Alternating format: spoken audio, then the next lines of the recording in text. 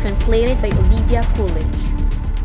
Arachne is a Greek myth. The main characters in this story are Arachne, a girl weaver, and Athene, the goddess of war, practical reason, and handicraft. Arachne was a maiden who became famous throughout Greece, though she was neither well-born nor beautiful and came from no great city. She lived in an obscure little village, and her father was a humble dyer of wool. In this, he was very skillful, producing many varied shades, while above all, he was famous for the clear bright scarlet, which is made from shellfish and which was the most glorious of all the colors used in ancient Greece. Even more skillful than her father was Arachne. It was her task to spin the fleecy wool into a fine soft thread and to weave it into cloth on the high-standing loom within the cottage. Arachne was small and pale from much working. Her eyes were light and her hair was a dusty brown, yet she was quick and graceful, and her fingers, roughened as they were, went so fast that it was hard to follow their flickering movements. So soft, even was her thread, so fine her cloth, so gorgeous her embroidery, that soon her products were known all over Greece. No one had ever seen the like of them before. At last, Arachne's fame became so great that people used to come from far and wide to watch her working.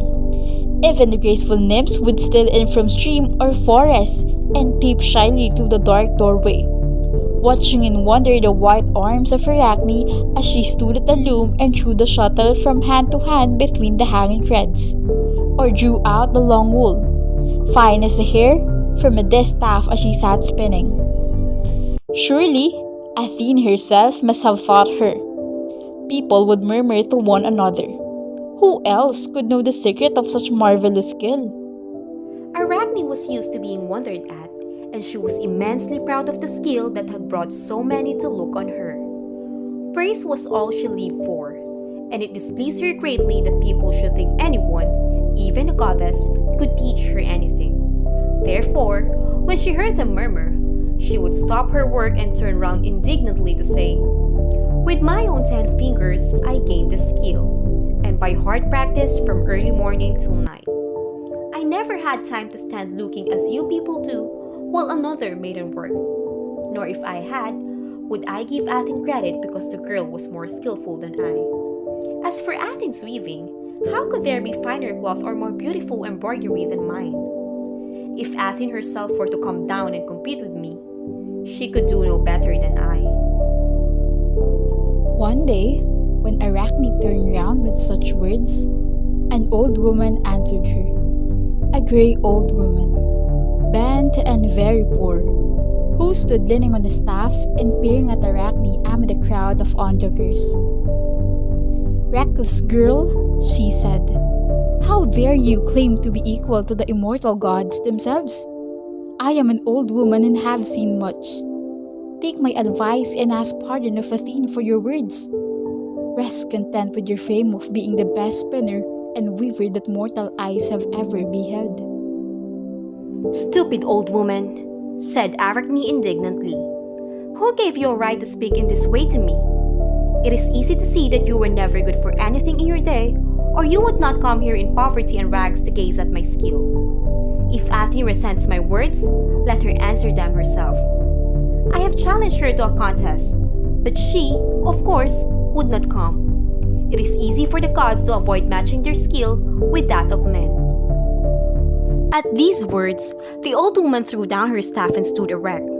The wondering onlookers saw her grow tall and fair and stand clad in long robes of dazzling white. They were terribly afraid as they realized that they stood in the presence of Athene.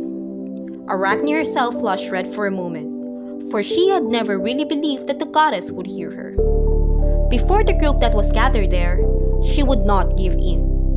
So, pressing her pale lips together in obstinacy and pride, she led the goddess to one of the great looms and set herself before the other. Without a word, both began to thread the long woolen strands that hang from the rollers and between which the shuttle moves back and forth. Many skeins lay heaped beside them to use, bleached white and gold and scarlet and other shades, varied as the rainbow. Arachne had never thought of giving credit for her success to her father's skill in dyeing, though in actual truth, the colors were as remarkable as the cloth itself. Soon, there was no sound in the room but the breathing of the onlookers, the whirring of the shuttles and the creaking of the wooden frames as each pressed a thread up into place or tightened the pegs by which the whole was held straight. The excited crowd in the doorway began to see that the skill of both in truth was very nearly equal, but that, however the cloth might turn out, the goddess was quicker of the two. A pattern of many pictures was growing on her loom. There was border of twined branches of the olive, Athene's favorite tree, while in the middle, figures began to appear. As they looked at the glowing colors, the spectator realized that Athene was weaving into her pattern, a last warning to Arachne. The central figure was the goddess herself, competing with Poseidon for possession of the city of Athens. But in the four corners were mortals who had tried to strive with gods and pictures of awful fate that had overtaken them. The goddess ended a little before Arachne and stood back from her marvelous work to see what the maiden was doing. Never before had Arachne been matched against anyone whose skill was equal or even nearly equal to her own. As she stole glances from time to time at Athene and saw the goddess working swiftly, calmly, and always a little faster than herself, she became angry instead of frightened, and an evil thought came into her head.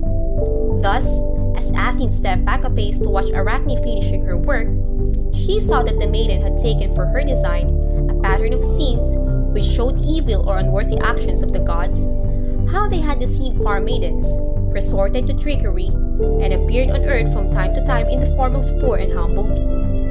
When the goddess saw this insult glowing in bright colors on Arachne's loom, she did not wait while the cloth was judged, but stepped forward, her gray eyes blazing with anger, and tore Arachne's work across.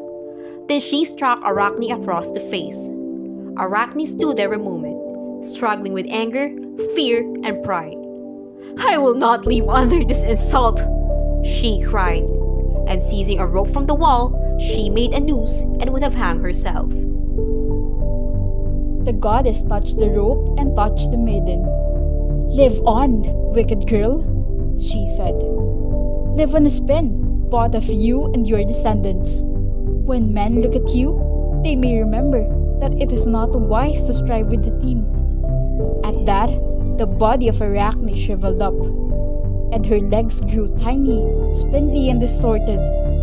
There, before the eyes of the spectators, hung a little dusty brown spider on a slender thread. All spiders descend from Arachne, and as the Greeks watched them spinning their thread wonderfully fine, they remembered the contest with Athene, and thought that it was not right for even the best of men to claim equality with the gods.